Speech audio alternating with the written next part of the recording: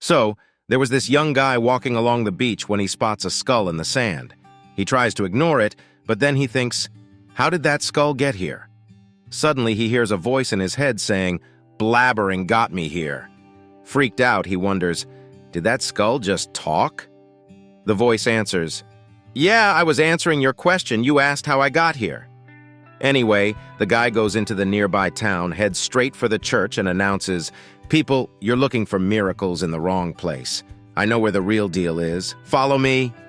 The folks are intrigued, but one of them snarks, "What, you think you can make a quick buck off this?" The guy replies, "Nah, just chip in 5 cents each."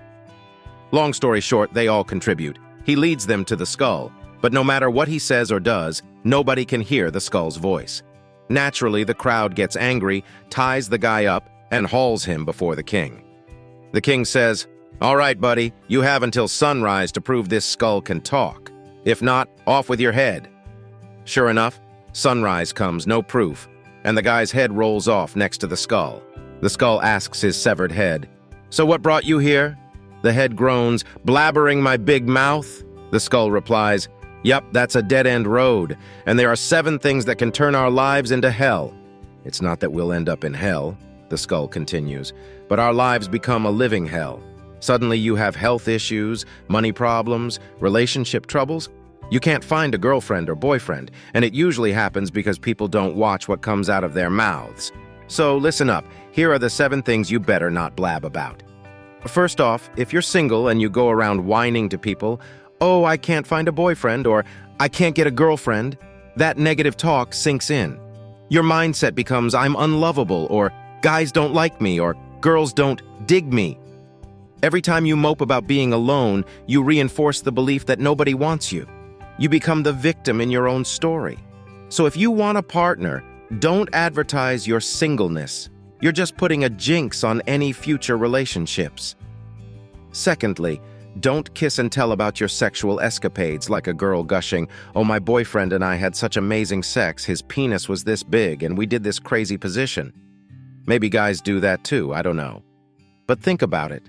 When you describe it with words, you're painting a picture in the listener's mind. Even if it's your close friend, now they're imagining your partner naked and getting it on. From then on, they'll look at your significant other and think, 'Oh yeah, I know exactly what they're like in bed.' Not cool to share that intimate stuff. Number 3, don't brag about your achievements. I knew this one guy who'd always go, 'Check out what a stud I am. I accomplished this. I did that.' When people boast, it signals they're insecure and need to prove their worth. But flaunting your ego like, 'Look at me, I'm amazing,' that's just asking for a downfall. Suddenly your money dries up, your relationships crumble, your health tanks. If you've got it going on, let others bring up your successes. Don't toot your own horn. 4, watch how you talk about your parents. Bad-mouthing them like, 'My dad's such a jerk,' or 'My mom is crazy,' that's putting a curse on your own life. See, your dad represents the success and prosperity in your life, while your mom governs your relationships and family dynamics. When you trash-talk your parents, you pollute the well from which you sprang. You undermine your own foundations. No wonder so many people struggle with money, love, and health. They've disrespected their roots. If you want blessings, honor your parents. Don't slander them. 5, if you're on a spiritual path and having mystical experiences, communing with God, achieving enlightenment, keep that sacred stuff to yourself. Don't go blabbing about it to all your friends and strangers. The moment you start bragging, 'Look at me, I'm so enlightened,' your spiritual practice and progress will nosedive. Why?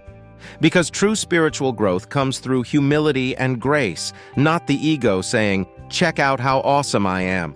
That's a quick way to stunt your spiritual evolution. Spiritual realizations are an intimate, private journey, not fodder for conversation.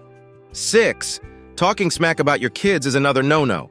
When you vent, 'My kid is such a brat, they did this horrible thing,' you're planting seeds of negativity about your own offspring, your legacy. Your children are extensions of you. If you label them as bad or deficient, you're really criticizing yourself as a parent. Those resentments and judgments you express get turned inward. Best to blame yourself if your kids act up, not broadcast their supposed faults far and wide. Lastly, bad-mouthing your friends behind their backs is a major breach of trust. If you go around telling people, "Can you believe what a jerk my friend was? They did such and such," that's a betrayal, plain and simple. How can you look that friend in the eye with a clear conscience after that? Putting down your closest companions only puts yourself down. The takeaway is this: elevating others elevates you. Diminishing others diminishes you. There are two paths to getting what you want in life: the way of karma or the way of wholeness. The karmic path means knowing all the rules about what to say and not say to avoid messing up your life circumstances. It's easy to slip up, and next thing you know, your world unravels because you ran your mouth. Then you're reading books like Transcending Reality, trying to manifest your way out of the mess you created through negative speech. The skull seemed to gather itself for a moment, then continued its rap. All right, I got one more thing to lay on y'all before I'm done preaching. This is probably the most important part, so listen up close. See, the 7 no-no topics I just ran through, not being able to find a partner, oversharing about your sex life, bragging about your own greatness, talking trash about your parents, blabbing your spiritual experiences, venting about your kids' faults, and bad-mouthing your friends, that's all following the karmic path. It's a bunch of rules and restrictions about what you can and can't say. But here's the real 411. That karmic path is just setting you up for a cycle of trying to consciously control your circumstances through your speech. You make a request for success, health, relationships, or whatever, but then you have to pay the karmic price somewhere else in your life. It's like, okay, universe, I want a hot partner, but in exchange, I'll take a financial hit. Or, I'd love to manifest wealth, but I guess my body's going to break down. That's the ridiculous karmic checklist we put ourselves through when we get caught up in these manifestation mind games described in books like Transcending Reality and whatnot. Always sacrificing one area of life for another. It's an endless, exhausting cycle. The path of true wholeness doesn't work that way. It's not about strict dogma or trading one desire for another seeming lack. When you commit to an authentic spiritual tradition and way of life, all the qualities you want, vibrant health, fulfilling relationships, abundant wealth, just naturally blossom and flow to you. Your whole being ascends at once.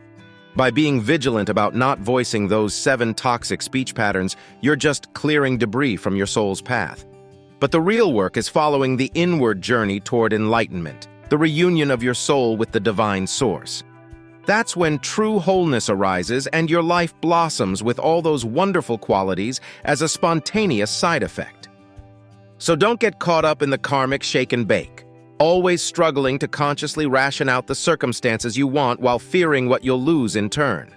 Commit yourself to the boundless path, grounding your speech in the highest wisdom. That's when you ascend from this realm of hellish struggle to realms of blissful, eternal heaven on earth wholeness. Word is bond. The skull seemed to nod sagely, then fell silent once more, its otherworldly message delivered. With the path of wholeness, you follow a proven spiritual tradition, and your whole life blossoms as you watch your words. Your health flourishes, your relationships thrive, you attract abundance, all by being conscious of avoiding these 7 things people should never blab about. Otherwise, your very words turn your existence into a living hell. So keep your mouth zipped about that stuff and stay on the upward path to happiness.